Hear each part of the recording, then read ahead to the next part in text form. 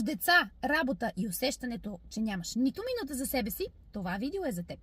Грижата за себе си не изисква повече време, а различен подход. Като за начало спри да чакаш идеалният момент.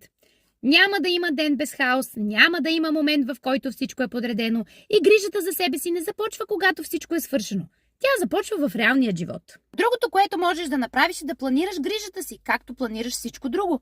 Записваме задачи, записваме срещи, записваме ангажименти за всички, освен за себе си. Запиши си 10-20 минути в календара.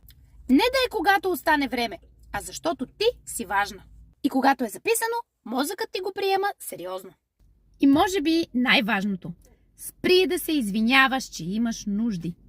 Най-голямата причина жените да нямат време за себе си е вината. Но това, че човек иска да се погрижи за себе си, не го прави егоист. Така ти ще си по-стабилна, по-спокойна и много по-присъстваща за всички.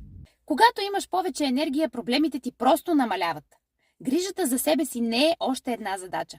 Тя е основата, върху която стъпва всичко останало. Аз съм Боряна от Здраветека. Последвай ме за още полезни трикчета.